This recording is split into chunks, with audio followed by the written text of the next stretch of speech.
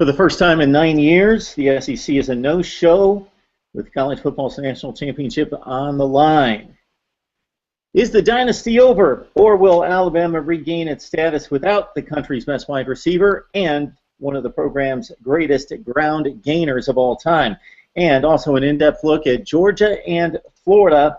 The East is looking to the Dogs and the Gators to regain its swagger from yesteryear. This is the SEC in 60. This is your show of record for SEC football each and every week. 52 weeks a year. They don't have to be playing football for us to be talking SEC football, with recruiting getting started here and signing day just a few weeks away. We come your way each and every Monday on Google Hangouts at noon Eastern and 11 o'clock Central. You can catch us live right there, and maybe just for one more week, the beautiful Christmas tree behind me. But then after that, we get back at it again.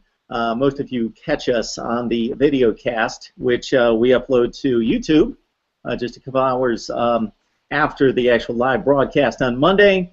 And the podcast is available on iTunes and also at Podbean. You can look up Mark Rogers TV or the SEC in 60 and catch us right there. We've got a great show for you. Again, we're going to focus on Georgia and Florida with David Waters of the SEC Sports Insider in just a couple minutes, and a little bit later, Stephen M. Smith of Touchdown Alabama to talk about the Tide and some of the big losses to the NFL Draft. 3 early enrollees announced from Alabama's class of 2014 just a couple days ago, and also many more losses of upperclassmen as we look at the Tide. Let's bring in David right now to talk Georgia-Florida football. David, thanks so much for joining us. Thank you, thank you. How you doing today? I am good. It's getting a little bit of rainy weather outside here in Florida, but we're kind of used to that, so not a big deal. Kind of strange, don't you think? It's Championship Monday night and no one from the SEC. Yeah, it's the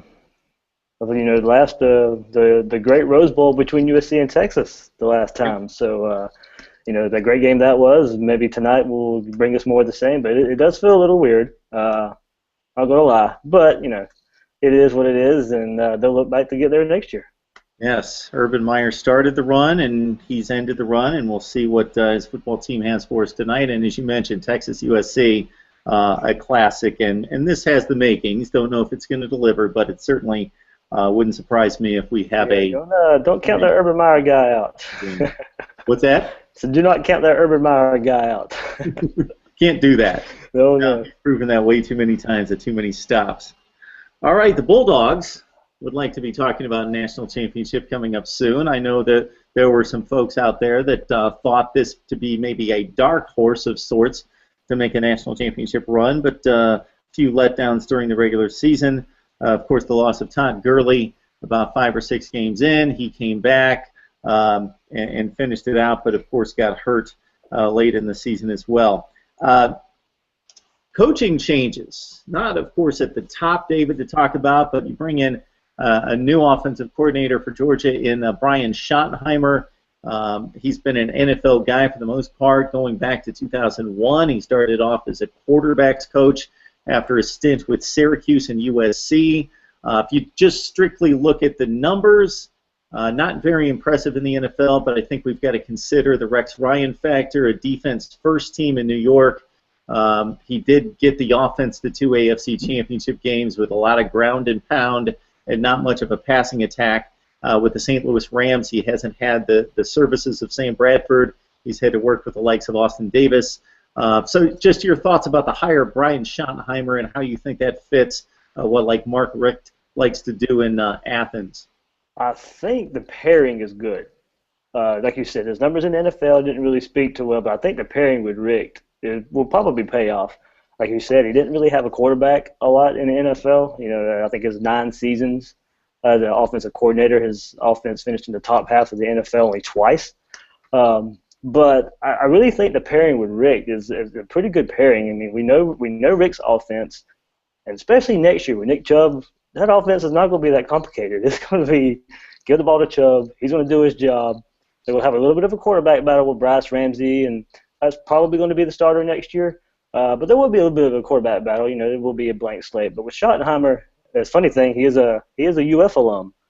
So It's the Florida-Georgia tie-in with the whole Muschamp thing kind of comes back, and the whole secret agent thing kind of, it's kind of a joke that runs between Florida and Georgia fans. But I really think the partnership with Schottenheimer and Rick will kind of pay off for Georgia. I don't think it's going to fall that far off without Bobo. Well, if there's any truth, David, to that happening anywhere, Georgia, Florida would be one of my first targets of that possibly happening anywhere. I grew up in Georgia, so I know how that little rivalry is. So it's fun. It's fun. It's fun and it's serious. So, yeah, Schottenheimer, again, as you mentioned, the numbers aren't great in the NFL, but each offense, meaning St. Louis most recently and in New York, did improve considerably once he took the reins. And, of course, he's run a pro-style offense, and in that Georgia being one of the last bastions of the pro-style offense with LSU and Alabama and a few others around the country, makes for a good fit there. You mentioned the quarterback situation. Hudson Mason coming off a nice season. He's gone. Bryce Ramsey had to step in the bowl game, in the Belk Bowl. They really didn't rely on him. It was all Nick Chubb at that point, and rightfully so, and had no issue scoring 37 points and winning in a bit of a rout in that game. But what did you see out of Bryce Ramsey? Your thoughts about the quarterback position right now? Right now, his accuracy is probably not where it needs to be for Mark Richt's offense, but I think that'll come with time. And Schottenheimer has a pretty good track record of coaching quarterbacks, but so did Bobo. So Ramsey, there was some question. He played high school in the area that I live in now, in Southeast Georgia, Northeast Florida, and he came from more of a triple option style high school offense. So he didn't get to throw the ball a lot, but where he did shine was in the camps and stuff, and that's where Georgia picked up on him. I think he will be good. Like I said, he's not going to be asked to do a whole lot. Georgia has good receivers to go along with the running back and Nick Chubb. But Jacob Park is also a guy that UGA fans are clamoring that he might be the guy. So like I said, there will be a quarterback battle, but I do think Ramsey will probably end up coming out on top. I think an underrated loss for this football team is going to be the center, David Andrews. He was actually voted the team MVP. He's been a stalwart along the offensive front. You mentioned wide receiver where Michael Bennett, Chris Conley, those guys are gone. Malcolm Mitchell, probably the most talented of that trio's back. He's been a pretty consistent 30, 40, 45 catch guy for his career. Only played in 8 games, was really nicked up this last season. The running game, of course, we all know about Nick Chubb. Sony Michel nicked up a little bit. Obviously, he gave way to Chubb, and who wouldn't after he basically replaced Todd Gurley. Just your thoughts about a very talented lineup, especially at running back, of course. Yeah, that seems to be a staple with Georgia ever since they got the duo of Gurley and Keith Marshall, even going back to Noshawn Marino. But yeah, Keith Marshall, from all accounts, through bowl practice, everybody said he was even kind of getting his step back from the injury that he suffered last year, never really recovered at the beginning of this year. People are saying he's starting to look like his old self again. So it's kind of a scary thought with Nick Chubb, traditional Keith Marshall, Sony Michel. He's a little slasher playmaker, and I still think even though they move Isaiah McKenzie to slot a little bit, he's still a guy you can still squeeze into the backfield every now and then from the slot. He'll play, I think, still a bit of both positions. He's too talented not to get the ball on some pure handoffs as well. Hey, David, this Georgia defense always seems to me, at least in the recent 5 or 6 years, to be just about as talented as anybody around, but something's just not quite there. And when you look at what they had last year with Drew and Floyd and Marlo Herrera and, of course, Ramik Wilson, again, just about the most talented linebacking corps, certainly in the country. A lot of guys gone. Ramik Wilson, we mentioned him. He was one of the top tacklers in the SEC. Marlo Herrera's led the SEC in tackles a couple times. He's gone. Damian Swan, who had an off sophomore junior season, but really bounced back this past season at 4 picks, a leader in the secondary. They lose a lot off of the defense, and I don't know if they're going to make up with it with dollars. They seem to be trying. They give Jeremy Pruitt a $450,000 raise coming off 2014. That was decent. That was decent. But just your thoughts about the talent on defense and what may be missing from this team, or are we expecting too much out of this talent on defense? I don't think we're expecting too much. I thought it was kind of weird where Georgia started the season, depleted in the secondary. with suspensions and guys kicked off the team. And in a way, it was kind of weird the way it worked out. The secondary really wasn't that bad this year. It was the front seven when they got gashed by Florida, got gashed by Georgia Tech, got gashed by South Carolina earlier in the year, and it was kind of weird to see all that front seven talent really get gashed like that, and the secondary was really the strong point. Pruitt comes in.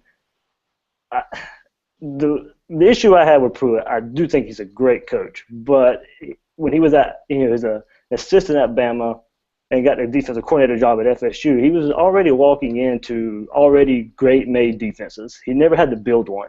So he was coming to Georgia, having to regroup for the Todd Grantham style of play and not really having to – he's going to have to rebuild this defense in his eyes that wasn't that great like they were at FSU and Alabama. As you said, the front seven talent was there. I don't know why it just seemed to not mesh. Maybe those guys always had NFL aspirations. I don't think that was the case. Like you said, it was weird just how it worked out. They always do have the talent there. Recruiting, wow, for Georgia right now in the secondary. They got the early enrollees and 7 early enrollees and very strong defensive ends on both sides of the line. Pruitt is getting his style of guys in there. Is it the Alabama FSU style of guys? That's still going to remain to be seen. But I think Pruitt's the right guy to get defense in the right direction. J.J. Green has transferred to Georgia Tech. He was playing a little bit at strong safety but didn't get too much time, and he probably made his biggest mark on the program a couple years ago when Gurley and Marshall went down, stepped in admirably at running back, ripped off some nice games, specifically that Tennessee game in overtime where they dodged a bullet and barely beat the Vols on the road. David, when you look at this team, when you look at the talent, it's always a top 5 to 10 recruiting class. Mark Richt is about as classy a guy as you would want leading young men and representing a football program. But it's always 2 or 3 losses, and no, you can't expect a championship run every year, but it's consistently a fringe top 10 team, top 10 or 15 team, which, again, nothing wrong with that, but are Georgia fans kind of tiring of, yeah, we went 9-3, we went 10-3 type of seasons and not making that big push toward a national championship? They are getting tired of saying maybe next year. It seems to be the growing theme with Georgia fans. And like I said,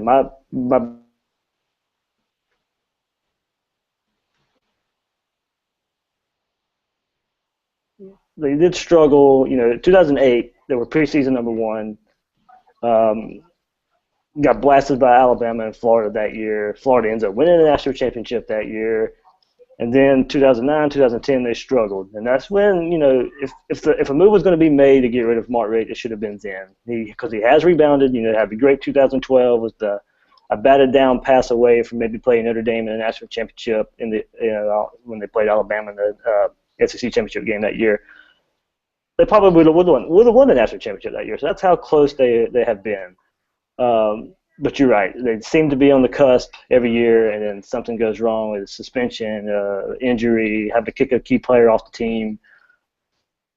It's going to be interesting to see now with who they think Pruitt is the guy to get the job done on defense, and if Schottenheimer can keep the offense going. There's really no more excuses. So how many more 10-win seasons can they go through without getting to the big one? That is the question. The talent is there. That's not the problem. Sooner or later, it's going to have to fall on Rick to get the job done. Yeah, David, you bring up that 2012 scenario, and if that happens at Alabama, sure, it's crushing. It's horrible. They're about to jump off the bridge, but they most likely know that there's another championship run coming the next year. It just seemed like everything was right for Georgia to pull off the upset. They played so well in that game. They had the veteran quarterback. They had so much talent on offense. And even though the defense underachieved, they had so much talent on defense. And then considering the opponent in the BCS championship game, man, it was right there. They were probably the second best team in the country that year, and it just didn't add up, and that's the problem. You bring up 2008 against Florida, you bring up 2012 with Alabama. If you don't get it done in the SEC, it's one thing if you're Ohio State the winner's probably not coming elsewhere from the Big Ten, or if you're somewhere else. But if you don't get it done, like you mentioned, 2008, Georgia was so close preseason number one, and it makes it even worse when your arch rival's the one that does get it done in that case. So that's the situation with Georgia. I'm sure we will talk more Bulldog football as we get close to spring camp, and then, of course, National Signing Day before that. We're joined by David Waters of SEC Sports Insider. We got to talk some Florida football as well. We've talked Georgia. Let's talk some Florida football. And for as many coaching changes as we have underway at Georgia, at Florida, it's a complete revamping of the entire regime there, of course, with Will Muschamp now at Auburn as defensive coordinator. Jim McElwain comes in. So let's start right there, David. Good hire for the Gators, and why? Good hire for the Gators because he brings what Florida has had trouble with since the hiring. Actually, no, I'll go back even further than the hiring of Will Muschamp, since Tim Tebow left. A problem on offense. He brings a proven track record that he can turn this around. He can develop quarterbacks. He can develop wide receivers. He can develop running backs. Getting talent from the state of Florida, like he did at Alabama. He's proven that he can win the SEC and can win with the type of talent that he can get at Florida. David, what do you make of these coaching hires? So we got Doug Nussmeier, who was at Alabama, had much success there, most notably recently at Michigan, as coming in as offensive coordinator. Got a situation at defensive coordinator where Jeff Collins comes in from Mississippi State. Randy Shannon's going to have a big say in the defense as well. We know that he's been a head coach at Miami. A number of stops for him across the country. They're looking for a wide receivers coach, which I understand would be their 6th in 6 seasons at Florida. Just your thoughts about some of these hires from across the country and how they're going to fit in. I can't stress enough how important the hire of Randy Shannon was. And not only because of just his experience, but they lost Travaris Robinson to Auburn, and he was their main recruiter in South Florida.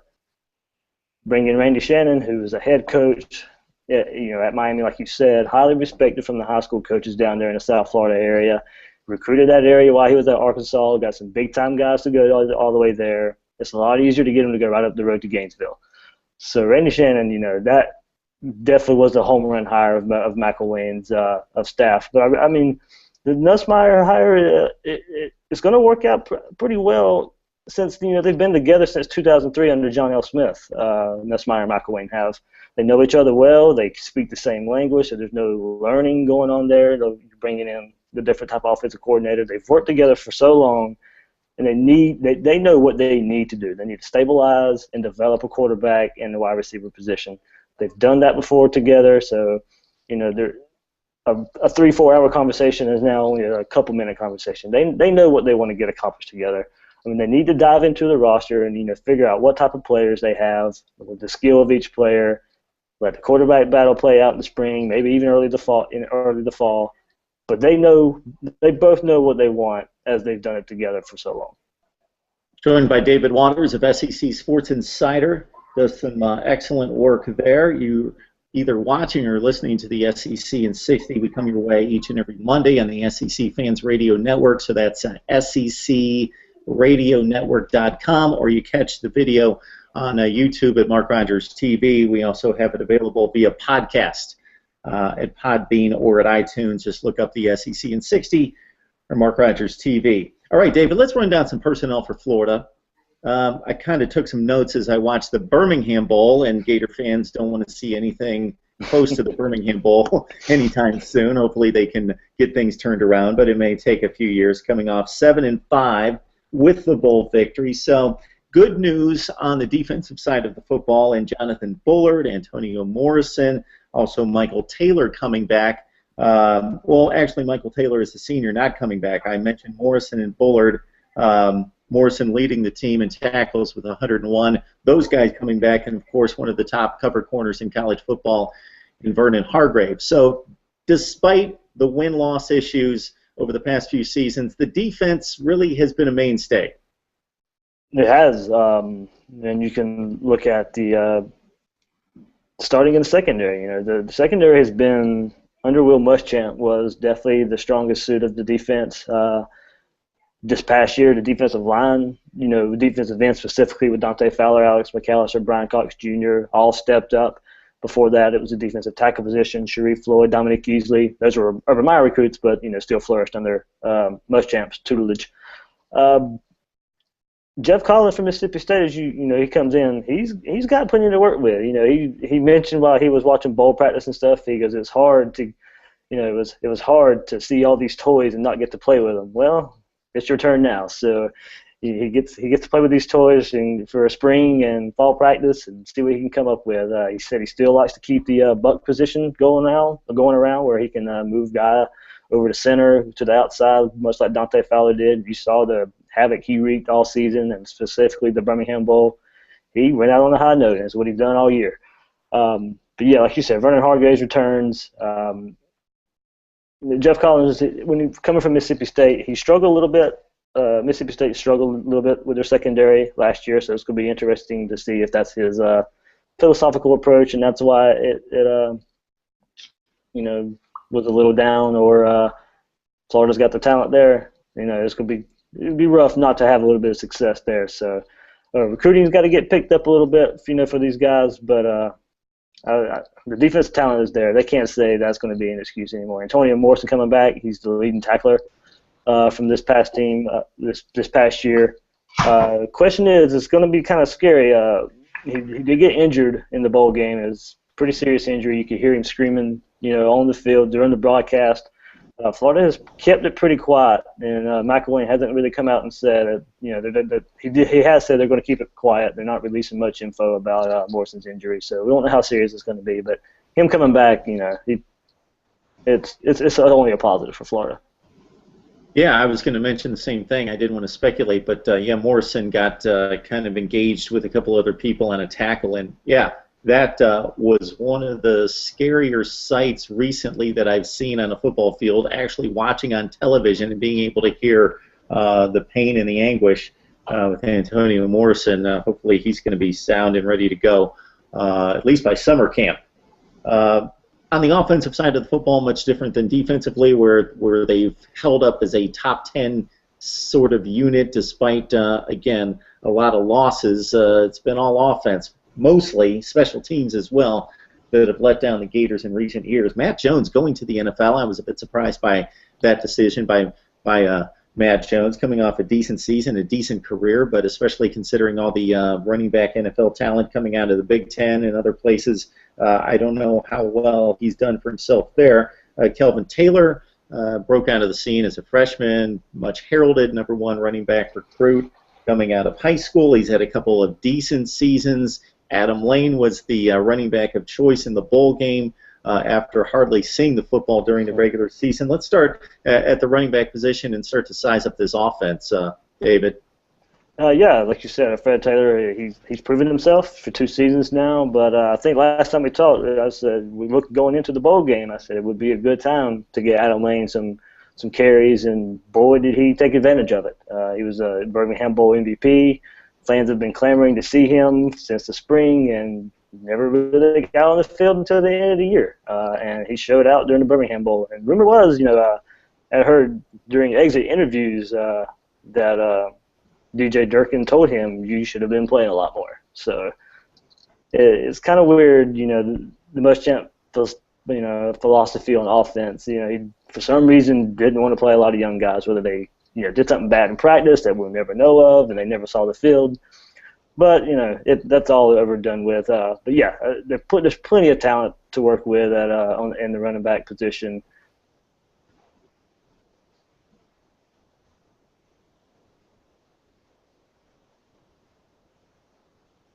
Hopefully David is still with us, talking about Florida football coming into 2015. Just jump right back in, David, if you can. We were going to move on to the quarterbacks, where, of course, Jeff Driscoll, the era, I guess we could call it an era, Jeff Driscoll era there in Gainesville is over. He's moving on to Louisiana Tech. Hopefully he can find some success there in replacing Cody Sokol, who's a top-flight quarterback there in Conference USA. Treon Harris was the guy that got the call early in the season once Driscoll faltered, not necessarily a polished quarterback, but as a freshman showed that he could run around and make some plays with his feet. David, you with us now?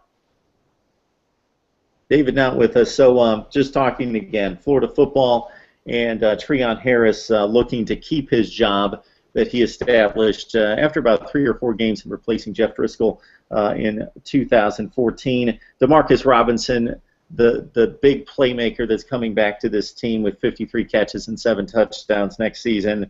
They lose Quentin Dunbar, Clay Burton, Andre Dubose, who really never fulfilled his potential as a big play maker in this offense. Injuries really got the best of him throughout his career at Florida, and Dubose really never, outside of the kick return game, made an impact at Florida. We heard from Jim McElwain during the Birmingham Bowl talk about the challenges that he faces in recruiting. He's most notably looking for an outside pass rusher to be the type force that we've seen at Florida most of the time under Urban Meyer and even under Will Muschamp. And he's also looking for an offensive line because the offensive line is not up to SEC standards, and he really needs to build an offensive line there. He only has 9 commits currently and has 3 in the ESPN 300, so a lot of work for McElwain and staff to do. Hey, David, you with us? Yeah, there we go. Sorry about that. Oh, that's all right. That's all right. So I was just trying to cover for this offensive breakdown. So we got Driscoll going to Louisiana Tech. Hopefully he can find some success there. Treon Harris, after Driscoll faltered about 3 or 4 games into the season, of course, took over. Is this Treon Harris's team, or what kind of battle should we expect in Gainesville for the quarterback position? Oh, definitely a battle between Treon and Will Greer. Will Greer was actually the more highly touted quarterback, both coming in from last year. Set all kind of records in the state of North Carolina, national records as well. He got a little bit dinged up. He couldn't really participate all that much in fall practice and stuff. He was the more heralded guy. But, Treon now has SEC playing experience. He played a lot during this year, played well at times, and he still needs a lot to work on, though. It seemed like all he really could do was either hit a short pass or a long bomb. There was really no intermediate passing game to go along with the offense. Maybe I think Kurt Roper probably should have ran him a little bit more. I think this probably should have incorporated a little bit more of the zone read with him. But I think it's going to be a really good battle between he and Greer. But Greer is kind of the more prototypical McElwain quarterback. He's more of a drop back passer. So I think look for a good quarterback battle. I don't think it will be settled during the spring. Both guys will get a lot of playing time in the spring. I don't look for it to be settled probably until right before the first game, right before kickoff. Yeah, I think that's what we're looking at right now. Again, Treon Harris got his feet wet and did some good things with his legs, but not so much his arm.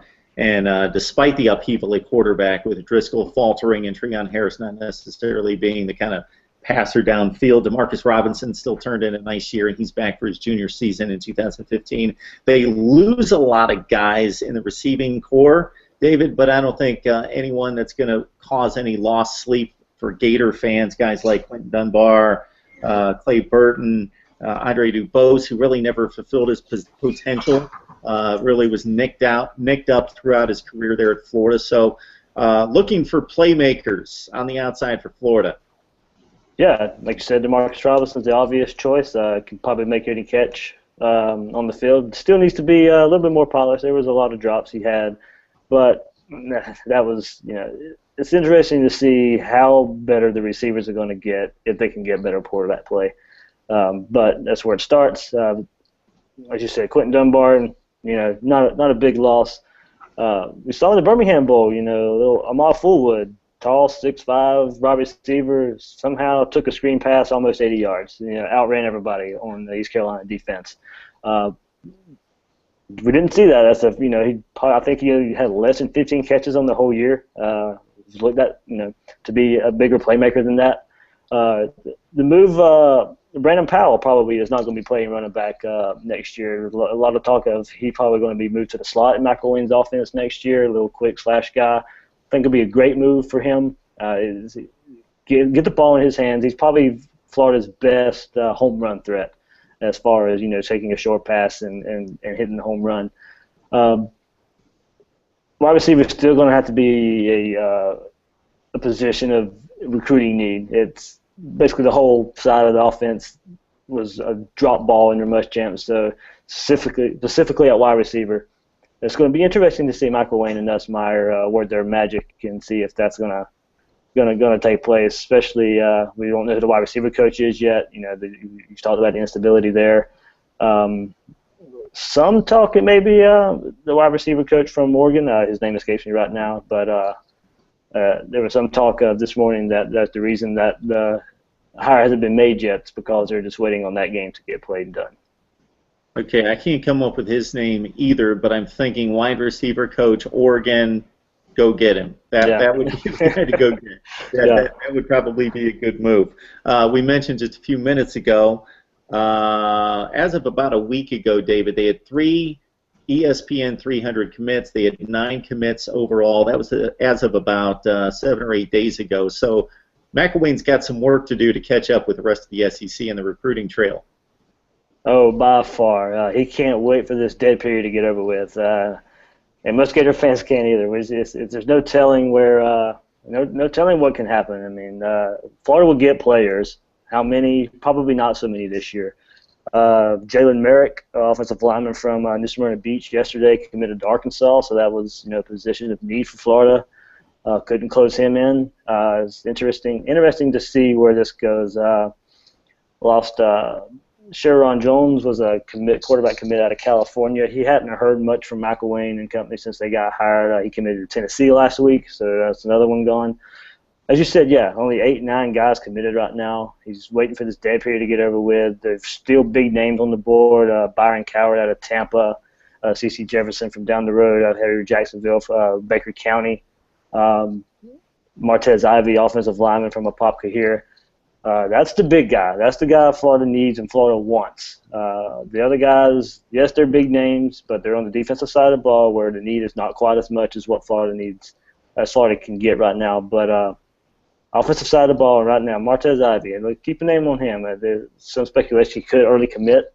They were saying he was probably ready to commit last week of the All-Star games, but he's going to take a trip to Auburn and see what Muschamp and that company has to offer. That's the scary thing for Gators right now. A lot of guys are looking, taking a trip to Auburn and trying to see what Muschamp and Tavares Robinson can throw at them there. So that Auburn's a team to watch out for a lot of these Florida commits right now. Yeah, it's a pretty long stone's throw, but not too far from Gainesville up to the plains of Auburn, and of course the Tigers have been a little bit more successful in recent years, so Muschamp has those connections with a number of good football players down there in Florida. 2015 starts off with New Mexico State. They've got another game with East Carolina, so they got the bowl game, and then just about 9 months later they take on the Pirates again. They've got the other non-conference game against Florida Atlantic, and of course against the Seminoles, their arch rival. I always like to look at those crossover games within the division. They've got Ole Miss and LSU, so Jim McElwain not necessarily catching a break with the non-division games and taking on LSU, which is, of course, always on the schedule, and the Ole Miss Rebels coming off a nice 2013 or 2014. So, David, before we let you go, we know it's outside the SEC, but you got any thoughts on tonight's game? Yes, I'm gonna stick with Oregon with the pick, but as a Gator follower and stuff, it's hard to count that Urban Meyer guy out. We kind of saw what he did in 2006 with Florida when they heard they had no chance against Ohio State, and lo and behold, they blow them out. Kind of the same situation when they turned around and beat Alabama. They heard for weeks that they weren't going to beat Alabama, and there he goes. He comes out with another one. I'm going to stick with Oregon here. I think about 10 points, I think, but it was not going to shock me in the least bit to see Urban Meyer holding that not crystal trophy anymore, that new golden trophy now that they hold, that the college football playoff has come up with. Yeah, he's only been an underdog 5 times in 3 seasons at Ohio State, and he's 5-0. So the 3 losses are as a favorite, but he's pulled the trick 5 times as an underdog in Columbus. So one more time, and they get a national championship for the first time since 2002. All right, joined by David Waters of SEC Sports Insider, talking some Georgia and Florida football. David, thanks so much for joining us. We always appreciate it, man. Thanks, Mark. All right, very good. Now we're going to talk Alabama. on the agenda, coming off the Ohio State loss, wrapping up a 12-2 campaign. They win the SEC, and of course we turn to Stephen M. Smith of TouchdownAlabama.net to talk some Tide. So Stephen M., how are you? Doing great, Mark. A little bit misty outside, but doing well. It's misty up here as well. It must be going around the country. David said the same thing.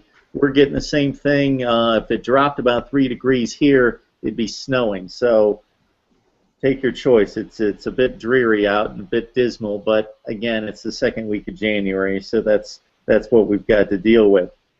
All right, Stephen. 3 early enrollees into the NFL draft announced this past week in Tuscaloosa, and they are nothing to sneeze at. A lot of these guys come out early, and they really aren't ready. I'm guessing that these 3 gentlemen are ready to take on the best in the NFL. Amari Cooper, T.J. Yeldon, Landon Collins. Can you kind of set up where we might expect them to be taken in the NFL draft, what their draft prospectus is, and just how you see them fitting into the league and possibly succeeding at the next level? Well, first of all, Mark, all 3 players are great individuals in the classroom as well as on the field. Coach Saban talked about how Cooper, Yeldon, and Collins, all 3 of these guys, were within 30 credits or less of graduating with a degree. So they had the academic spotting line as well as the athletic aspect. When I break down all 3 of them, Amari Cooper will go in the first round, most likely the number 3rd overall pick, as said by Mel Kiper Jr. and Todd McShay. I look at Landon Collins in the first round, more so of a 10th overall pick because of his ability not just to play the football and be that rover in the secondary, but one thing that I've become impressed with him, Mark, is his ability to step up in the box, take on running backs 200 pounds plus, not afraid to make secure tackles in the run game, take away the angles from opposing running backs, and really wrap up and make those secure tackles. So I see Landon Collins as the number 10 overall pick in the first round. When you look at T.J. Yeldon, he had a Warriors mentality this season, battling knee injuries, ankle and foot injuries, even had a slight hamstring tweak in the Sugar Bowl against Ohio State, but managed to still put in 979 yards and 11 touchdowns. If he can get over his fumbling paralysis, his ball security issues, that'll be a big key for him. But I see him more in the early to mid-second round because of the fumbling issues, and can he completely stay healthy? He has the vision, the power, the speed, the leg drive. He has the cutback ability. T.J. Yeldon, very keen in picking up blitzes, can catch the ball out of the backfield, a very balanced player, but his 2 issues, the injuries, can he stay healthy, and also can he just secure the football? If he can successfully do those 2 aspects well, he'll be a prominent back in the National Football League. But I see Yeldon in the second round, Cooper in the first round, early first round, most likely the number 3 overall pick, and Landon Collins in the first round as a 10th overall pick. All right, Stephen, let's stay with Yeldon. This guy has always intrigued me ever since he burst onto the scene as a freshman in 2012, sharing some time, of course, with Eddie Lacy at that point, and being a huge contributor to a national championship team that beat Georgia and beat Notre Dame and really carried much of the load along with Lacy as they dominated the ground game in the second half against Georgia. He catches the big swing pass that season against LSU and Baton Rouge to bail them out in a game that they almost lost from A.J. McCarron. He seemed to be the guy even in the presence of a Derrick Henry, or at times even when Lacy was still there, that it seemed as though even though there were so many talented backs jammed in that backfield, that he seemed to be the guy that Saban would lean on when they needed a drive and when they needed to string together a ground game, kill some clock, and put somebody away. So just what do you think T.J. Yeldon's legacy is going to be there at Alabama?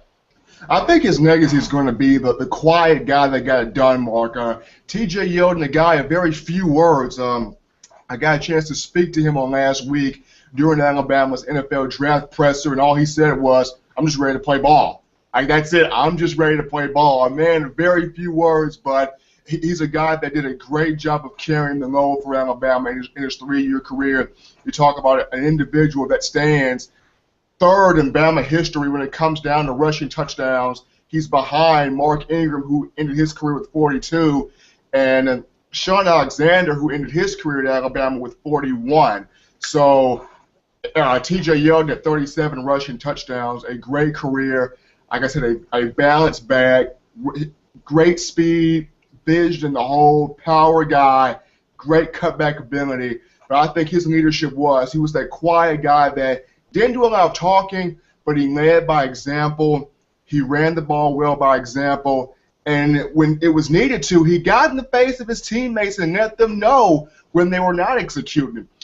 Going back to the Ole Miss game, when Alabama lost 23-17, not many people expected T.J. Yeldon to approach his teammates, and now people were expecting Saban or maybe Kirby Smart, possibly Blake Sims. But no, it's T.J. Yeldon that slams his helmet in the middle of the wall, gets in front of his teammates, and just goes, "We are not losing anymore. We are not going out like this. I refuse to end my career on a loss." And it shocked the entire team because nobody expects this quiet young man from Daphne, Alabama, to open his mouth and speak. So when that happened, the team's like, whoa, we got to really tighten this thing up. And I think it was Yeldon's speech along with a mass of other things that really catapulted Alabama after that loss to Ole Miss that guided them into the SEC championship victory over Missouri and, of course, the college football playoff appearance. So Yeldon's legacy to me, a quiet guy on the field, well, a quiet guy off the field,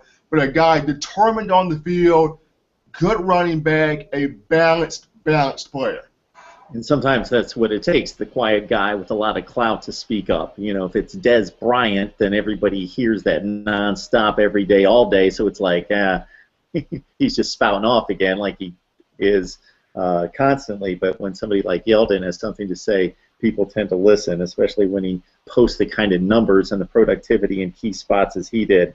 So we run down the stars, Yeldon, Cooper, Collins, but another significant loss in Blake Sims. Address that, Stephen, for us, as well as just any other key losses on this football team going into 2015. Well, it's not just Blake Sims, Mark. You look at Alabama, the whole offensive line almost is gone. You're losing Austin Shepard, who was a valuable guard on an offensive line. You lose Ari Quanjo. You lose Leon Brown. That's 3 seniors that really helped this offensive line gel, especially Ari Quanjo and Austin Shepard. Those 2 guys did a great job of blocking, pulling around, opening up holes, protecting Blake Sims. Those 2 being Quanjo and Austin Shepard. And you lose Leon Brown, who, though he was victimized a lot with penalties, he started to come on late down the stretch in ball games. You bring up Blake Sims. Now Alabama's basically back to square one, finding a quarterback.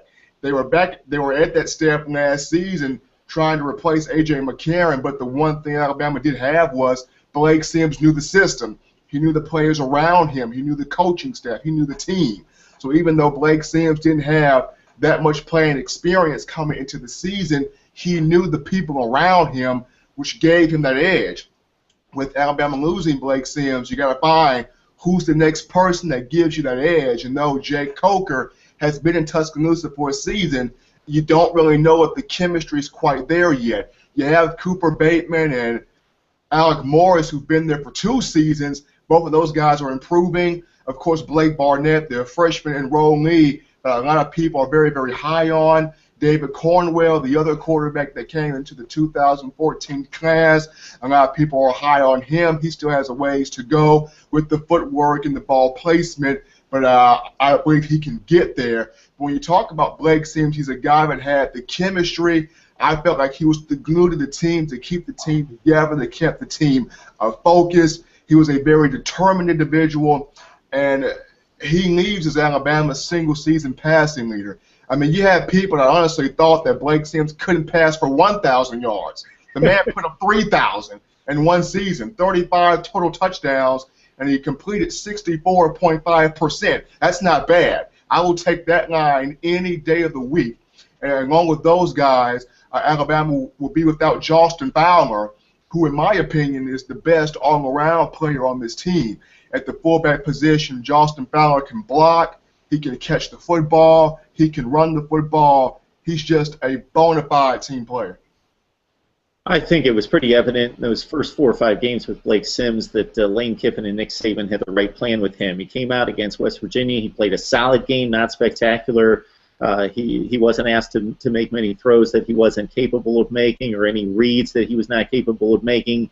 Then he had like a 3-game cushion against 2 or 3 games against other non-conference foes that weren't going to challenge Alabama, and then they had him definitely ready when Florida came to town. And he put up some big numbers, and the offense was just rolling at that point. Despite some turnovers, the offense was rolling, and Blake Sims turned in an admirable senior season, no doubt about that. So considering all those losses, who are maybe some of those names that are off the radar that may emerge that are already on the roster? I think this is going to be the year, not just for – I think this is going to be the year for Kenyon Drake, Mark. Drake returns next season after a – gruesome leg injury against Ole Miss. He was a guy this season that is the versatile back. He can not only just run the football, but he's a quick hitter when it comes down to lining him up as a wide receiver, kind of flexing him out and having him go get it. And he's a playmaker in every sense of the word. So Kenyon Drake. I look at a guy like Ardarius Stewart, who will be a redshirt sophomore coming into next season. He got a chance to get on the field a lot this year, and Ardarius Stewart is as fluent as a route runner as Amari Cooper is. Doesn't have the catches, but pure speed, recognizing defensive schemes. Ardarius Stewart has that in line. I feel like he'll be more of Alabama's slot receiver. Chris Black will be the X receiver for Alabama. Cameron Sims will be more of the Z guy. Bigger body at 6'4", 215 pounds, a great body control. Another guy I look at is a Tyron Jones, Alabama's 3rd, 4th string running back. That he's a guy that's a mixture of Mark Ingram and Kenyon Drake. So Tyron Jones is definitely a guy to look at. Another guy will be definitely, I would look more towards the direction of Reggie Ragland next year, especially if he comes back. There are talks that he's being evaluated as a 2nd or 3rd round draft pick. But if Reggie Ragland comes back next season, this will be a solidified Alabama defense. We talk about Ragland, Reuben Foster, Dylan Lee at the linebacker positions, especially if Foster and Lee stay healthy. You look at, of course, with guys like Sean Dion Hamilton, Rashawn Evans, and Keith Holcomb, guys that you can train more so that came out of the 2014 class. And the defensive line led by Ashawn Robinson, Jonathan Allen, Jaron Reed, that has just tremendous depth. With the return of Reggie Ragland, Alabama's defense comes down to, can Lawrence Hootie Jones really factor into that safety position? Me personally, I would rather have Eddie Jackson being shifted from cornerback to safety, but we will see what Nick Saban's paralysis is on that. But I really want to see Reggie Ragland next year, the linebacking core really step up a little bit more, and also the depth on that defensive line come out brighter because it did a great job this season. But just some guys I'm looking forward to seeing next year: Ardarius Stewart at the slot receiver, Tyron Jones at running back, and I'm really looking forward to seeing the return of Reggie Ragland because he played well this season. But just to get more used to calls at the linebacker position, showing that lateral sideline quickness is what I want to see more from him, and just the overall depth on the defensive line. And in the secondary, how will Kirby Smart be able to clean up some of the issues that lie there? Alabama's got some recruits, but how will those recruits factor in? And we'll see a lot more of that coming into spring ball and summer camp.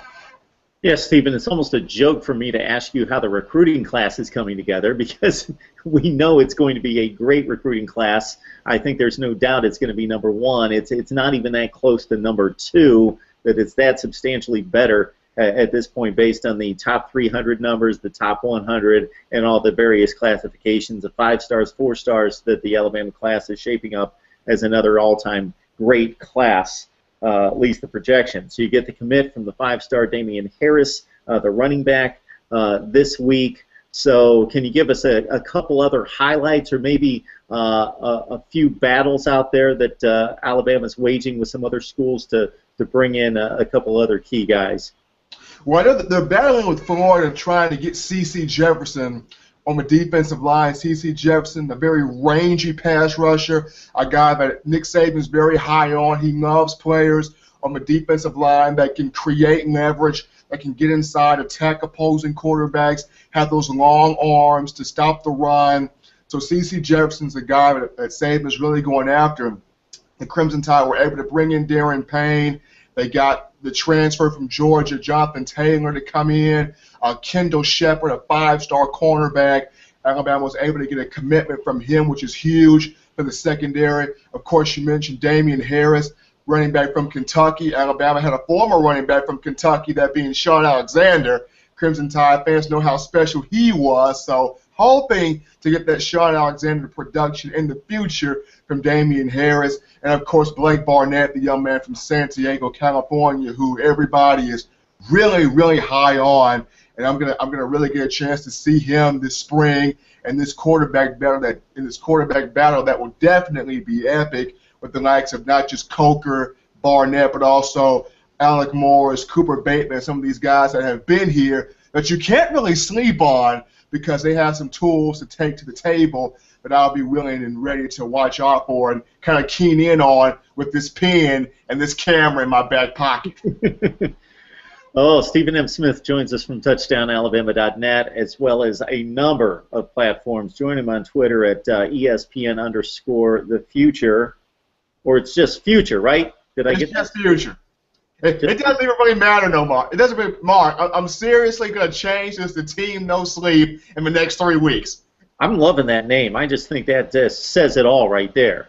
And you live up to it. So it's not a false mantra that right there. It's no false nickname. It is the way it is right there with the Team No Sleep.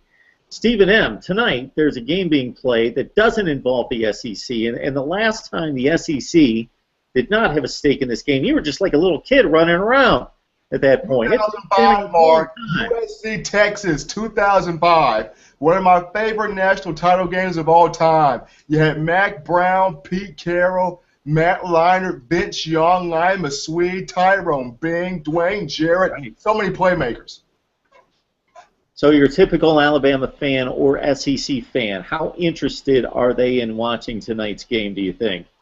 A lot of the Alabama fans here are going for the quack. A lot of people are pulling for Oregon in this football game. This is very intriguing to me because you have two programs that are coming in both with win streaks. Oregon on a 9-game win streak, Ohio State on a 12-game win streak. We brought up the underdog factor of Urban Meyer. You can't count him out of a football game. Urban Meyer, one of the best offensive minds, one of the best coaches, period, in college football. And you got to believe that Chip Kelly knew what he was doing when he left Mark Helfrich that team to go coach the NFL. Chip Kelly left Mark Helfrich with a boatload of talent, and it all starts with quarterback Marcus Mariota, a guy that could have went to the NFL as of last season, but decided to come back because he wanted a victory over Stanford, a Heisman Trophy, a conference title, and a national championship. And Mariota has 3 of the 4 and has a chance to play for the 4th one tonight and a shot at winning the 4th one. But this game is going to come down to which team can really establish the run game early. You look at Royce Freeman and Ezekiel Elliott, 2 running backs that both have at least 1,300 yards and at least 10 rushing touchdowns. Royce Freeman with 14, Ezekiel Elliott with 18, and they're 2 guys that can hit the hole, very versatile, tough running backs, great speed. Oregon will be without one of its top receivers, Darren Carrington, but they will have 5 other guys, and Byron Marshall leads the group with 66 catches for 834 yards and 5 touchdowns. So this is an Oregon team that spreads the wealth. They showed a physical defensive side to them against Florida State, really making Jameis Winston and Dalvin Cook look absolutely silly on the field. 5 turnovers, 4 in the 3rd quarter. So this is going to be a very intriguing game, an intense game, possibly a high-scoring affair. I personally like Oregon by 10 because of the speed and the physicality that they have. But Cardale Jones earned the name 12 gauge for me, period. Cardale Jones can sling the football. And Ohio State, great defense. Von Bell has really emerged at that safety spot, and it wouldn't surprise me if Ohio State pulls this out. But I got Oregon by 10. The big concerns on the Ohio State side going into Alabama were basically the youth of the entire roster. So it's not just Cardale Jones, it's the entire Ohio State roster is pretty young. Number 2 would be the Amari Cooper factor. How are they going to deal with him? He caught 9 balls, but he was limited to about 8 yards per reception. And then number 3, you bring up Cardale Jones, and despite the great performance against Wisconsin, he was constantly in front on the scoreboard and in front of the chains, and I just thought, wow, Nick Saban, Kirby Smart with a month to devise all sorts of complex coverages for him. But it was very apparent when he came out on that first drive is that he took his instructions well from Tom Herman and Urban Meyer that he was going to look once, twice, and throw it away unless he had a lane to run. And he threw a lot of passes away, and it was the smart thing to do.